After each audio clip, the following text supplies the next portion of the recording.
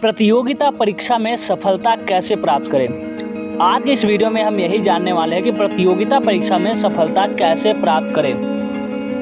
किसी भी प्रतियोगी परीक्षा में सबसे प्रथम सीढ़ी है आत्मविश्वास, सेल्फ कॉन्फिडेंस। अगर आप में किसी भी लक्ष्य को पाने का आत्मविश्वास नहीं है तो आप प्रतियोगी परीक्षा, कंपटीशन एग्जाम तो क्या कोई भी एग्ज़ाम अपने जीवन में प्राप्त नहीं कर पाएंगे। किसी भी लक्ष्य को पाने के अनेक मार्ग हो सकते हैं और सभी मार्गों से लक्ष्य भी प्राप्त किया जा सकता है। फिर भी कुछ कार्य प्रत्येक प्रक्रिया में सदैव समान रहते हैं, उनके बिना लक्ष्य प्राप्ति असंभव है। जिंदगी में उन पड़ाव जहाँ सफलता हासिल करने के लिए बहुत कुछ दांव पर लगाना पड़ता है, वही उस सफलता को हासिल करने के बाद उसे बनाए रखना भी कठिन कार्य है। जैसे कोई भी हमेशा नंबर 1 नहीं रह सकता, ऐसे ही सफलता को आप लक्ष्य न बनाकर एक यात्रा बना लें। यात्रा पूरी होने पर जैसे आराम करने के शरीर को सुख की प्राप्ति होती है, वैसे सफलता प्राप्त करने के बाद उससे आनंद प्राप्त करें। लेकिन जीवन केवल उसी आनंद में न बिताकर आगे बढ़ा जाए, यह भी बहुत ज़रूरी है। इसलिए लक्ष्य को सफलता की यात्रा का पड़ाव बनाएं, लेकिन वह रुके नहीं। आज इसी सफलता के विषय में अधिक से अधिक चर्चा करेंगे और कैसे आप अपने जीवन में प्रतियोगी परीक्षा के माध्यम से सफलता प्राप्त कर सकते हैं। इसके लिए निम्न चरणों पर ध्यान देंगे और उन्हें दोहराएं। अगला हमारा टिप्स है अपने लक्ष्य को जानें, नो योर गोल। अपनी रुचि के अनुसार अपने लक्ष्य का निर्धारण करें। जैसे आप यदि IAS ऑफिसर बनना चाहते हैं तो IAS से जुड़ी तमाम जानकारी के विषय में आपको मालूम होना चाहिए। यदि आपको मालूम नहीं है तो उसके बारे में जानकारी जुटाएं, चाहे उसके लिए आपको ऑनलाइन हेल्प लेनी हो या ऑफलाइन। एक बार लक्ष्य के बारे में जानकारी प्राप्त करने के बाद आपको अपने मार्ग का ज्ञान स्वयं ही हो जाएगा। यही महत्वपूर्ण पड़ाव है और इस पर आपको ज़्यादा समय भी देना चाहिए।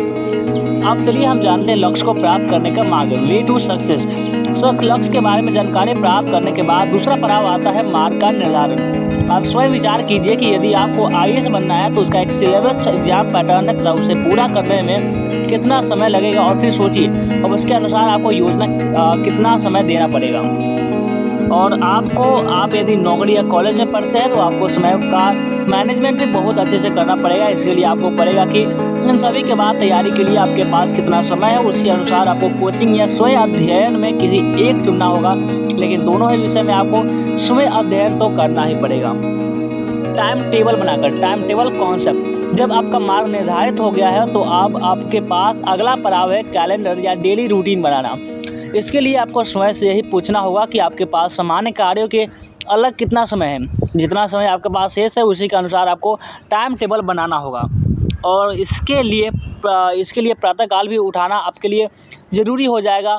हालांकि सुबह उठने से सफलता का सीधा संबंध नहीं है, लेकिन यह आदत अप्रत्यक्ष रूप से आपके जीवन में लाभ का कार्य करेगी और आपको अपना कार्य संपन्न करने के लिए हमेशा ज़्यादा समय मिलेगा।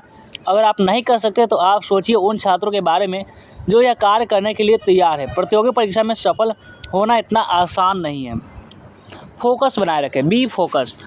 अब जब टाइम टेबल बन गया है तो आपके सामने समस्या होगी तो उसे सही प्रकार से जीवन में उतरने की संभव है। पहले 102 दिन आप रूटीन फॉलो करें, परंतु उसके बाद आप वही पहले वाले रूटीन पर आ जाए और सब बिगड़ जाए। टाइम टेबल को फोकस और ईमानदारी से जीवन में उतरना ही आपके लिए अगली पड़ाव का मार्ग खोलेगा। उपरोक्त पड़ाव तो बहुत आसान थे, परंतु असली धैर्य और शौर्य की परीक्षा तो उसे निभाने में है।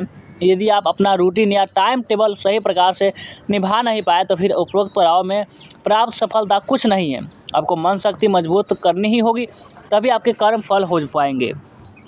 योग अभ्यास व अन्य योगासनों द्वारा आप फोकस पर कार्य कर सकते हैं। आप विश्वव्यापन के विषय में जानकारी प्राप्त कर सकते हैं और इस अध्यात्म विषय को अपने जीवन में उतार सकते हैं। कहीं ना कहीं आपको भी यह मालूम हो गया होगा कि टाइम टेबल बनाने से मुश्किल कार्य उसे फॉलो करना है, और यह सत्य भी है कि इसके लिए आपको अपने फोकस पर कार्य करना होगा और उसमें सुधार लाना होगा। कैसा लगा जानकारी कमेंट करके ज़रूर बताएं, और इस वीडियो को लाइक नहीं किया तो लाइक करें और इस चैनल को सब्सक्राइब जरूर से कर लें।